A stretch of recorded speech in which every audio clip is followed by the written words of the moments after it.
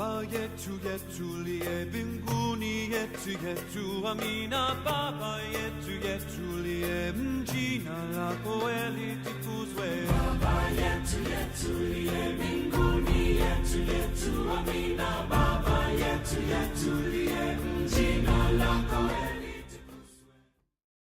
name is Roselle Iris Leong. I am from the Commonwealth of the Northern Mariana Islands from Saipan. My name is Striker Ostafew, and I was born in Cranbrook, British Columbia. My name is Solandia Toot, and I'm from the Bahamas. My name is Gabriela Baeza, and I'm from Mexico, Guanajuato. Mi nombre es Oliva Morales. Soy del estado de Guanajuato, de México. My name is Haoon Lee, and I'm from South Korea. My name is John Ashworth, and I'm from the Netherlands. It's basically a group of islands and keys and locks. So there's about 700 islands and keys. So a key is basically a small island.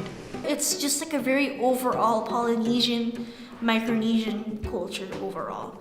And it's something that we all become part of and in the same sense make it our own. For the Filipino, we make it our own. The Japanese, we make it our own. And it's all just, we all start like celebrating it all as we're all just different people there in one island. So I was born in South Korea, but I went to Bolivia when I was 8 because my parents are missionaries. So I grew up in Bolivia. The reason why I was born in the Netherlands is because my parents, being American, went to the Netherlands as missionaries. I was born in Cranbrook, British Columbia, on the west coast of Canada, about 10 hours in from the coast, so right in the Rocky Mountains. I'm a teacher now, and I'm also working on being an illustrator and a writer, as you can see from some of the stuff behind me. I first moved here for college, for like Judson. So I was 18. I moved here for school. I was basically 18. Yo tenía 21. She was 21. Todavía no tenías un. I was not 1 yet. After high school, I came here to study graphic design. Porque yo estaba solita en México y acá estaban mis papás, todos mis hermanos y mi esposo. Mi esposo, todos. I moved here when I was 19. I came here for college. We go back to the U.S. every other summer for our parents' furlough to be able to check out with supporters and say, hey, this is what's going on in Amsterdam and around the world for missions. ¿Conocías a gente antes de venir aquí? Solo mi familia. Yes, we knew lots of people. My whole family moved. We came and went to a missions college near Rochester, New York. Well, my dad lives in Chicago. Okay. So I know him. I only knew one. It was a family friend. She's my aunt. She lives in Itasca, so that's about 30 minutes away from here. I can only speak English. I can speak some French because with Canada having a dual language system, there was French on everything, the cereal boxes at the breakfast table, the road signs. I can really only speak English and Tagalog, but in terms of understanding and just learning still a bit few words and learning how to pronounce it, I can pronounce and read off Japanese words and Korean. And also I'm learning a dialect in Philippines called Kapampangan, which is similar to it, but it has more German kind of like background to it. Or like fluent, at least in 2 languages, yeah. English is a native language, technically. I mean, they don't speak like perfect, proper English. I love a little bit of Chinese. Could speak some German because they teach German and French in school. And I'm trying to learn a little bit of Spanish here. Did you come in knowing English? No. No. She understood that much. Yeah. Is there a learning curve even after you learned English and then came here? Was it different? It was different. Getting used to the different ways people talk that was American sounding.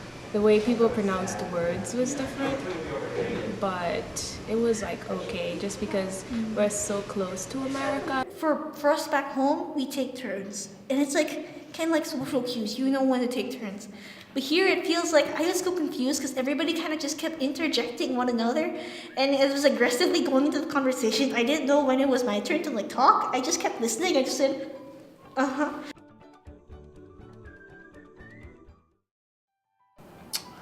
I expected a super overwhelming friendliness from people, and that definitely is something that still happens. The only thing I knew about US was in the movies, like the city, and I thought all Americans were blonde.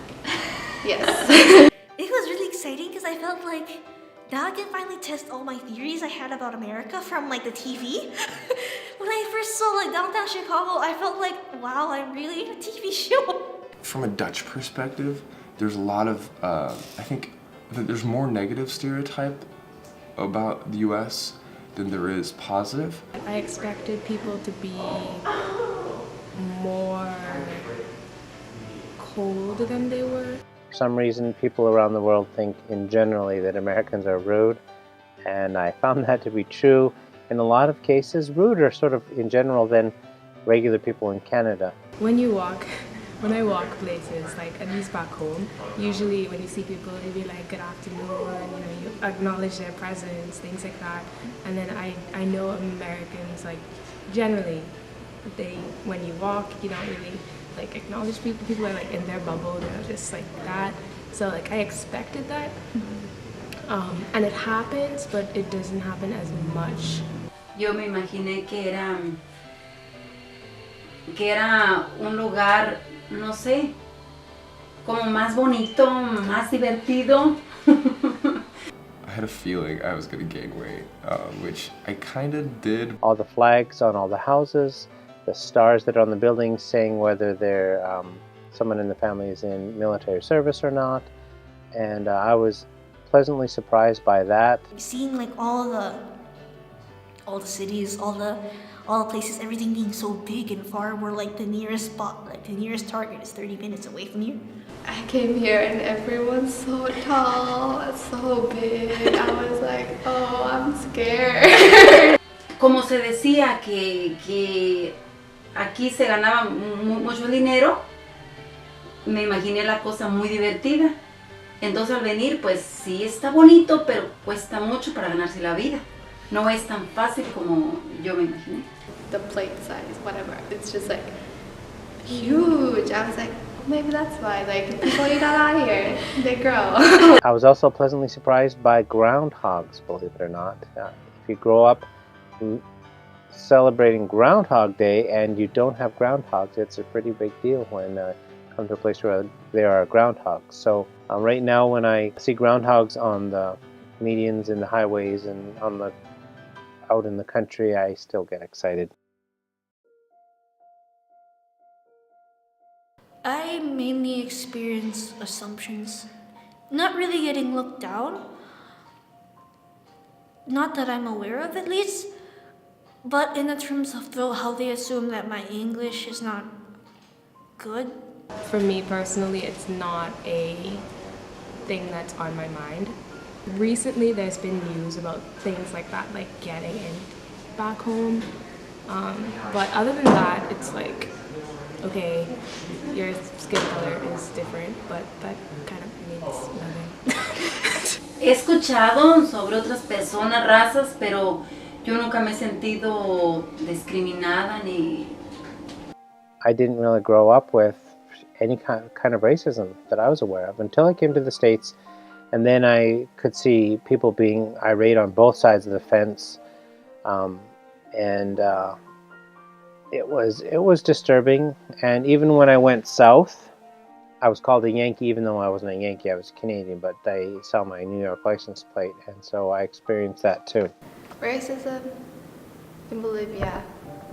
If you see an Asian, they all just say Chinese, Chinese, Chinese, Chinese. But like, the tone of it and the way they say it you can tell if it's they're trying to mock you or they're doing with love. Like, for example, I have friends that they come, oh, you're Chinese, like a little Chinese girl.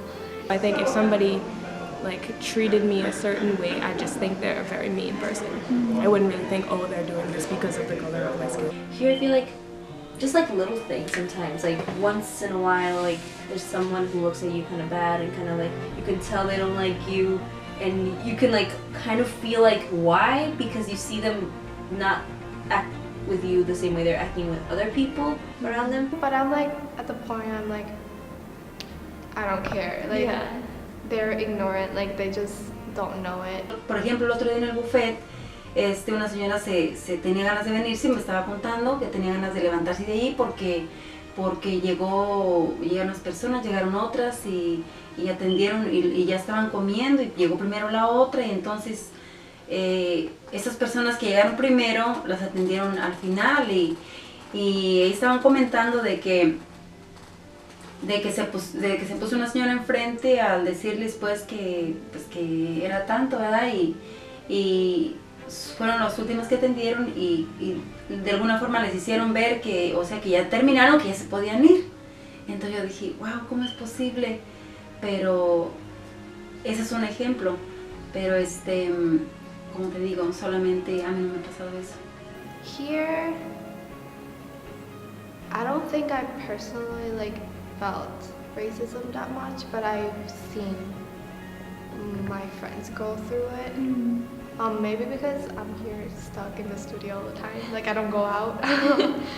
But when I first came to US for Judson, like the police in the airports or like the staff in the airports or just like people in the streets, they were very cold and like not welcoming.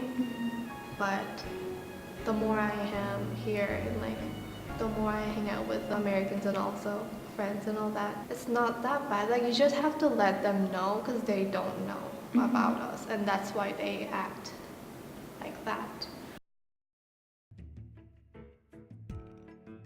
How is religion different here than it is at home? Well, the majority of people, I would say in the US, are Christian or have some type of belief.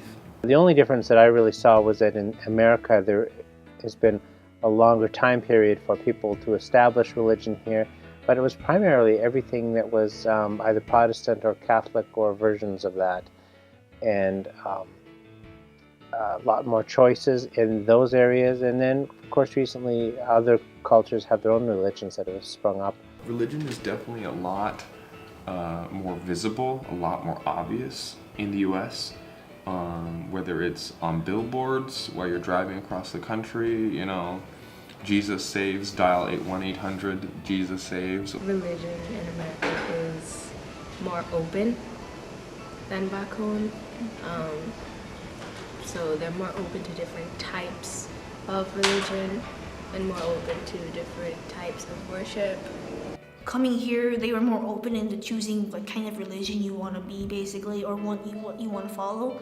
They're more open with that, which is something I'm not used to. Religion is regarded as something that the elderly did or do in the Netherlands. Because for us, since family is so important, your family's religion is your religion, and if you don't, you're disrespecting your family. Or it's like, what will your grandparents think of you and all that kind of stuff. So, in a sense, it's more free, and in another sense, learning how to be more sensitive to that.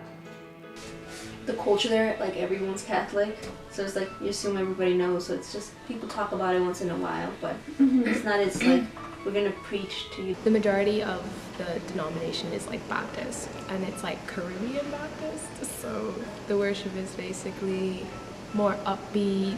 When I first came here, I found it felt like people were putting on a show instead of actually worshiping together. En México yo no conocí mi fe y aquí siento conocer mi fe. Aquí me invitaron a un retiro a conocer, me decían que conocer a Jesús con los ojos abiertos y corazón palpitable, y a mí me sembraron esa semillita. ¿Cómo es posible que vamos a conocer a Jesús? Entonces yo me quedé con esa con esa curiosidad y con ese deseo, porque en realidad tenía mucha necesidad de Dios.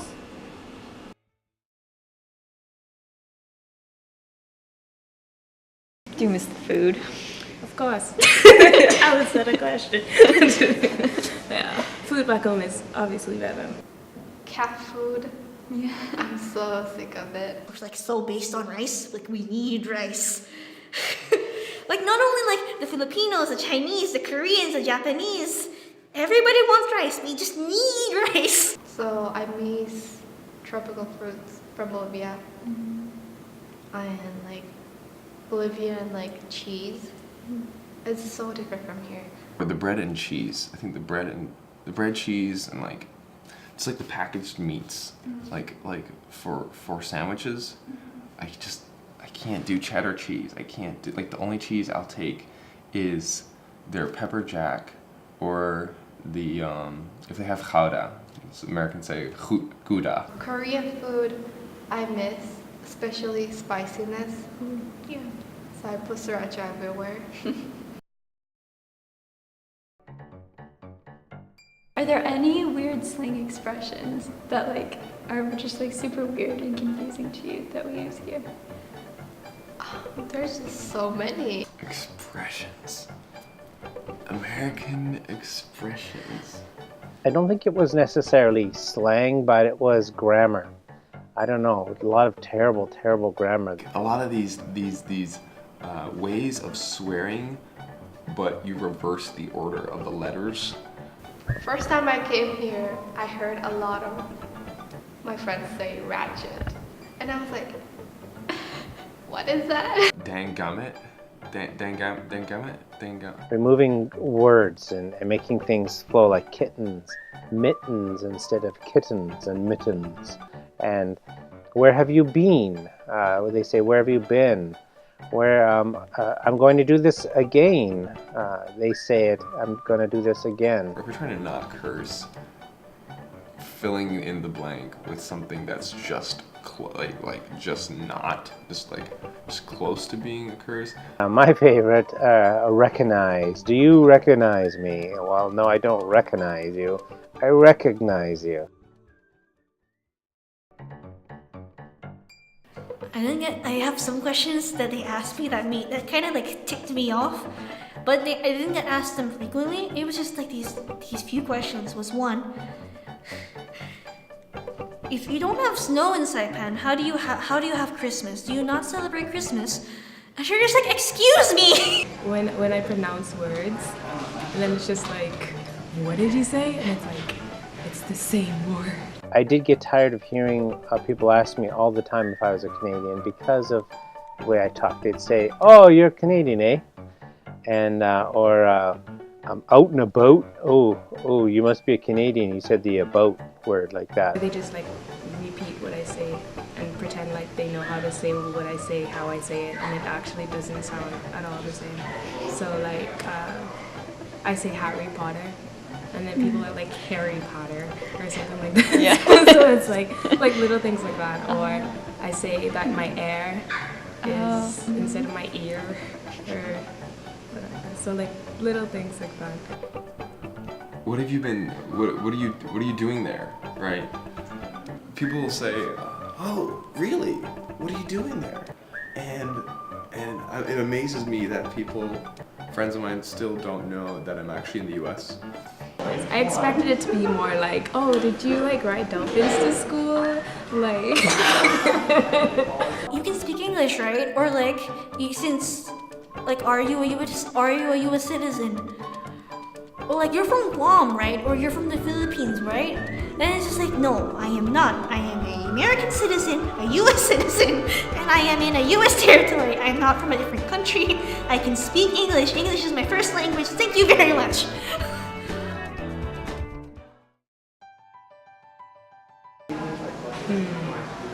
it's tough questions you asked me. The way we talk to each other is like very strongly personal, even though we had no idea who that one is.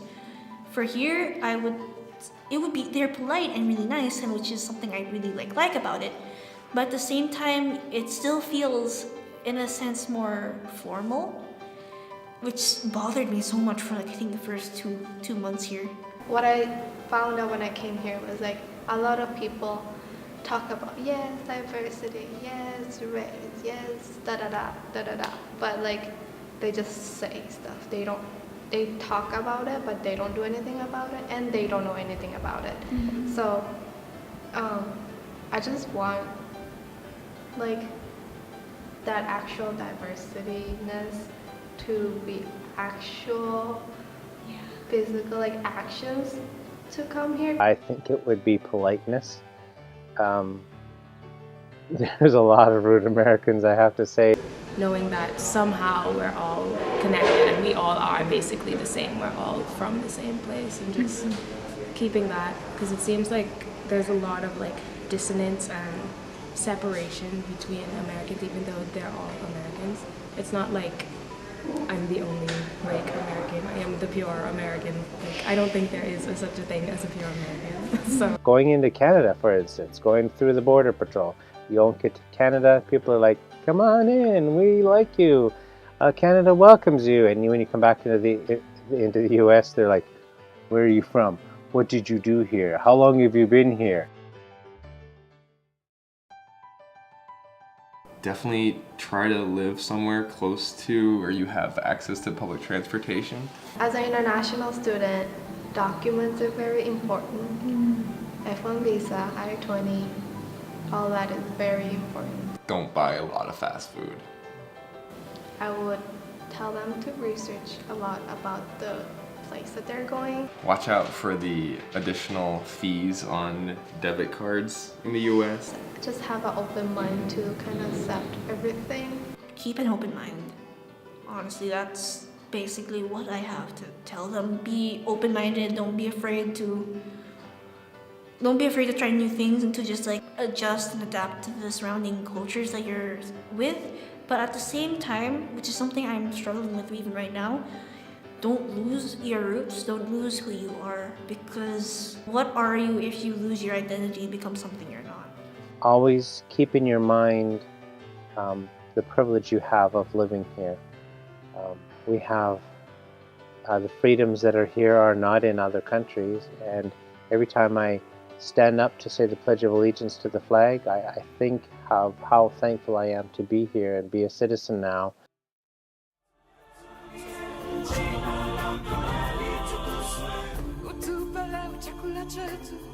Tunachohitaji utusamehe makosa yetu, hey, kama nasi tunavyowasamehe waliotukosea, usitutie katika majaribu, lakini utuokoe na yule